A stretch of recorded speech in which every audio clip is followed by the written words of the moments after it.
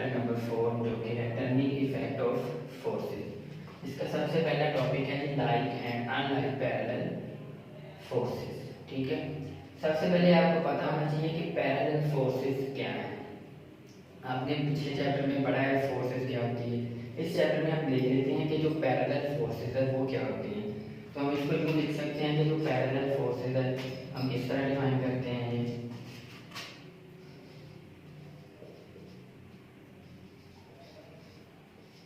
Parallel forces, जैसा कि नाम से ही वाज़ेह है कि पैरेलल फोर्सेस, यानी अगर किसी जिस्म पर कुछ फोर्सेस लग रही हैं और वो आपस में पैरेलल हैं तो हम क्या कहते हैं कि ये जो फोर्सेस किसी बॉडी पर लग रही हैं ये आपस में पैरेलल हैं। मिसाल के तौर पे अगर कोई गाड़ी रुकी हुई है तो हम उसको धक्का लगा रहे हैं, कोई दो चार लोग, दो चार आदमी उस कार को धक्का लगा रहे हैं तो थोड़े थोड़े फासले पे खड़े होंगे।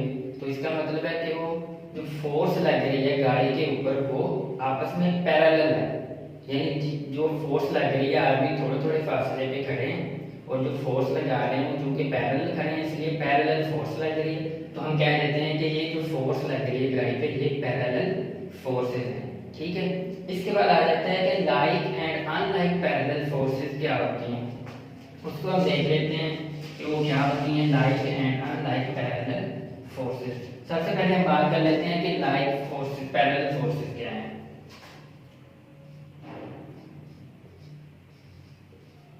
लाइक पैरेलल फोर्सेस, ठीक है। हम ये देखिए अब नाम से वाज़ेह है लाइक, लाइक का मतलब होता है एक जैसे, सेम, सिमिलर। तो इसका मतलब है कि लाइक पैरेलल फोर्सेस ऐसी फोर्सेस को हम बोलेंगे जिनकी डायरेक्शन एक ही सिमत में होगी। इसको आप मैं आपको एक मिसाल से आपको एग्जांपल देता हूँ। ये देखिए मिसाल के तौर पर ये एक बैग है यूं, इसके अंदर आपने कुछ रखे हुए हैं, बॉल्स रखी हुई है या कोई भी चीज आपने रखी हुई है इसके अंदर, इस तरह बॉल्स ही आप फर्ज करने ये रखे हुए हैं आपने। तो अब क्या हो रहा है कि इन बॉल्स के ऊपर एक फोर्स लग रही है। वो फोर्स क्या है, वो वेट फोर्स है, यानी वेट फोर्स जो हर बॉडी के ऊपर लगती है जो कि जमीन की ट्रैक्शन की वजह से होती है। इस तरह इस बॉल पे अलग से एक वेट फोर्स लग रही है, इस बॉल पे अलग से, इस बॉल पे अलग से एक वेट फोर्स लग रही है। अब चूंकि हर बॉल के ऊपर लग रही है और उसकी डायरेक्शन क्या है, नीचे की तरफ है, तो इसका मतलब क्या हुआ कि इन बॉल्स के ऊपर जो फोर्स लग रही है वो वेट फोर्स है और हर वेट फोर्स जो कि नीचे की तरफ होती है और हर बाल के ऊपर जो लग रही है उसकी डायरेक्शन क्या है, नीचे की तरफ है। यानी जितनी भी फोर्सेस इस बैग के अंदर बाल के ऊपर लग रही हैं वो सारी क्या है, उनकी डायरेक्शन नीचे की तरफ है, यानी उनकी सिमत क्या है, नीचे की तरफ है, एक ही सिमत में लग रही है। तो इस तरह इन चीज इस फोर्स को हम कह सकते हैं कि ये लाइक पैरेलल फोर्सेस हैं, यानी इस बैग के अंदर जितनी भी बॉल्स पड़ी हुई हैं उनके ऊपर जो फोर्स लग रही है वो वेट फोर्स है, उसकी डायरेक्शन नीचे की तरफ है। हर बाल के ऊपर एक फोर्स लग रही है और उसकी डायरेक्शन नीचे की तरफ है। इसका इसलिए हम इसको कह सकते हैं कि ये लाइक पैरेलल फोर्सेस है, यानी एक ही सिमत में एक फोर्स इन बाल्स के ऊपर लग रही है। तो इसलिए हम इसे कहते हैं कि ये लाइक पैरेलल फोर्सेस है। ठीक है, उसके बाद आ जाता है कि unlike parallel forces. Unlike parallel forces, ठीक है। Unlike parallel forces, unlike mean जो डिफरेंट, एक दूसरे से डिफरेंट होंगी। मिसाल के तौर पर अगर किसी बॉडी के ऊपर कोई दो या चार फोर्सेस लग रही हैं तो उनमें से कुछ की डायरेक्शन एक तरफ होगी, कुछ की डायरेक्शन एक तरफ होगी। यानी ऐसी किसी बॉडी के ऊपर जब फोर्स लगती है, मिसाल के तौर पर दो फोर्सेस लग रही हैं, एक ही डायरेक्शन ऊपर की तरफ है और एक ही नीचे की तरफ, इस तरह की फोर्सेस को ऐसे हम कहते हैं कि अनलाइक, यानी जो एक सेम नहीं है, एक दूसरे के अपोजिट है। इसकी एग्जांपल में मैं आपको कह सकता हूँ, मिसाल के तौर पर ये कोई स्टैंड है और उसमें एक हुक के साथ आपने कोई चीज हैंग की हुई है यहाँ पे, ठीक है। ये भी मास है या बॉडी है वो आपने हैंग किए हुए हैं एक स्ट्रिंग के साथ। अब क्या होता है कि इस बॉडी के ऊपर दो फोर्सें लग रही हैं। एक फोर्स के ऊपर वेट फोर्स लग रही है जो कि यूं नीचे की तरफ है, वेट फोर्स, ठीक है। और इसी सूरत में एक स्ट्रिंग पे भी फोर्स लग रही है जिसको हम कहते हैं कि ये टेंशन फोर्स है, जो कि यूं ऊपर की तरफ है उसकी डायरेक्शन। अब क्या हुआ है जी, एक बॉडी है उसके ऊपर दो फोर्सेस लग रही है। एक तो है वेट फोर्स, वो तो हमेशा नीचे की तरफ होती है, और दूसरा इस स्ट्रिंग पे भी एक फोर्स लग रही है जिसको आप कहते हैं कि ये टेंशन फोर्स है। अब वेट फोर्स की जो डायरेक्शन है वो नीचे की तरफ है और जो टेंशन है उसकी डायरेक्शन ऊपर की तरफ है। इसका मतलब ये दोनों फोर्सेस एक दूसरे के अपोजिट हैं, इसलिए इनको बोलते हैं कि ये अनलाइक पैरेलल फोर्सेस है। ठीक है जी, ये था जी आपका पहला topic, like and unlike parallel forces. इसके बाद हमारा नेक्स्ट टॉपिक जो है वो है जी, इसको मैं अरेंज कर देता हूं।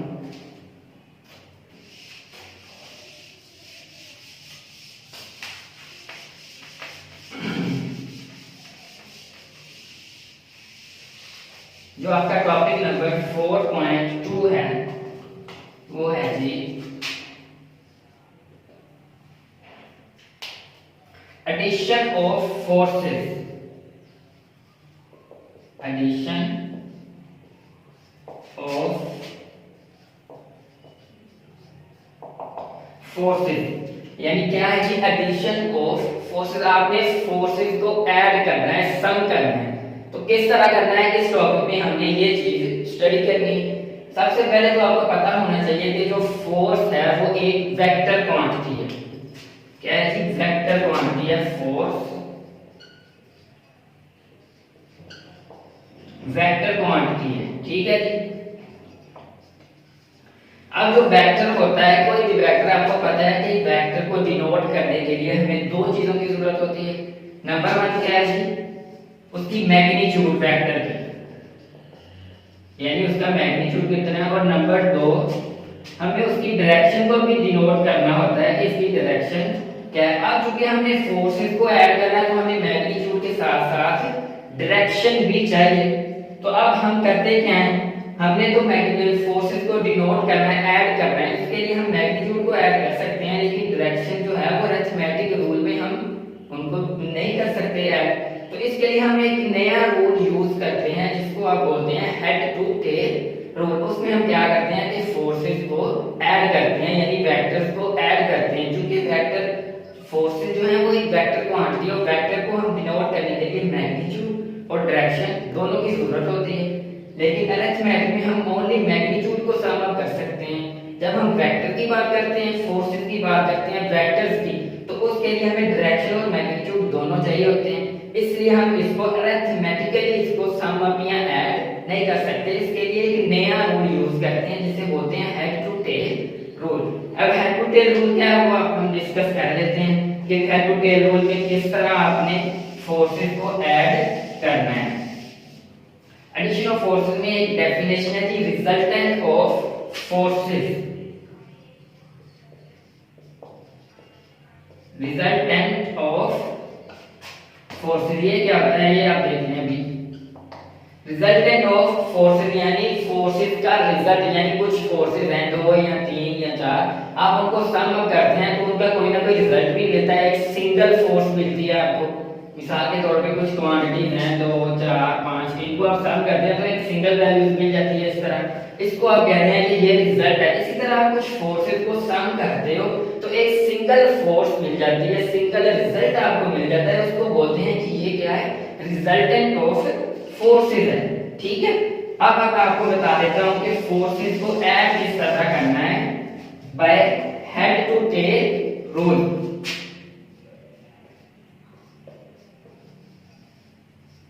हेड टू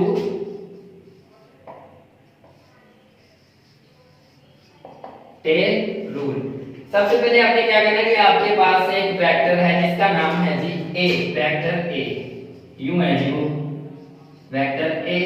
एक और वेक्टर आपके पास वेक्टर बी, वो किस तरह, वो यूं है। अब आपने क्या करना है जी, इन दोनों वेक्टर्स को आपने ऐड करना है।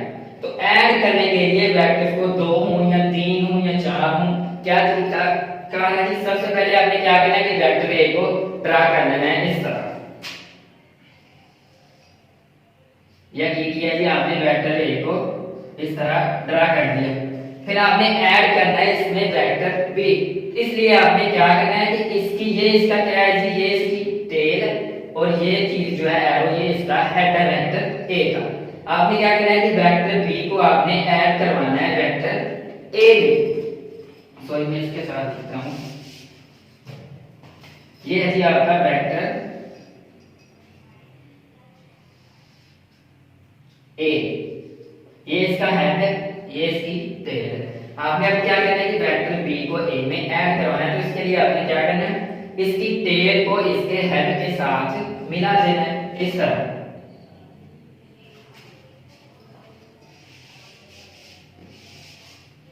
ये देखें इस तरह, ये वेक्टर बी की टेल है और ये इसका हेड है। ये हो गया जी वेक्टर बी। आपने क्या किया जी, वेक्टर ए को इस तरह ड्रा कर लिया, वेक्टर बी की टेल को वेक्टर ए के साथ मिला दिया और उसका हेड यहाँ पे है। ठीक है, अब आपने क्या करना है, इनको सम कर लेना है। सम करने के लिए आप वेक्टर रिजल्टेंट वेक्टर जिसे आप बोलेंगे वो इस तरह ड्रा कर देना कि उसका जो टेल है वो वेक्टर ए की टेल के साथ मिल जाए यूं, और जो हेड है वो बी के हेड के साथ मिल जाए इस तरह।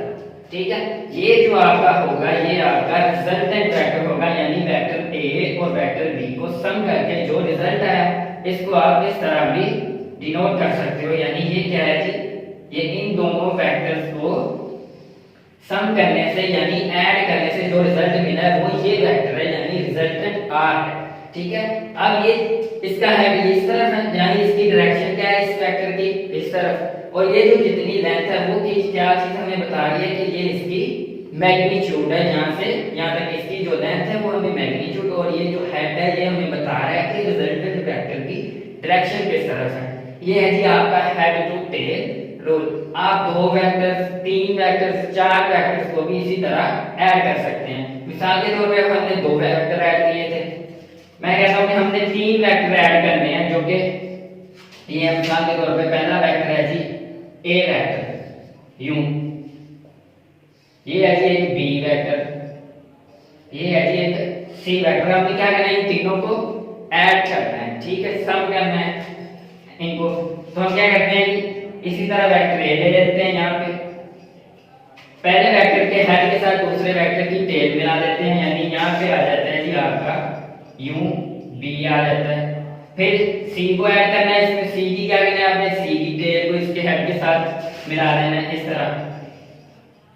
ये हो गया जी आपका वेक्टर सी। फिर आपने क्या करना है, इनको सम करना है, उसके लिए आपने रिजल्टेंट वेक्टर यानी इनको फिर क्या करना है, उसी तरह वेक्टर ए की टेल के साथ उसकी टेल और इसके हेड के साथ सी का जो हेड है उसके साथ उसका हेड मिला देना है। और ये क्या है, तीनों वेक्टर्स का रिजल्टेंट है यानी आर है, इसको आर से डिनोट करते हैं। यानी ये रिजल्टेंट वेक्टर है, यानी वेक्टर्स को जो सम करके एक सिंगल वेक्टर आया उसे बोलते हैं ये रिजल्टेंट वेक्टर है। ठीक है, अब ये चीज इसकी यहाँ से यहाँ जो लेंथ है ये इसका मैग्नीट्यूड है, और ये जो हेड है ये हमें बता रहा है कि इसकी डायरेक्शन किस तरफ है। ये था जी आपका टॉपिक एडिशन ऑफ फोर्सेस और by head to tail rule. ये यहाँ तक हो गया आपका जी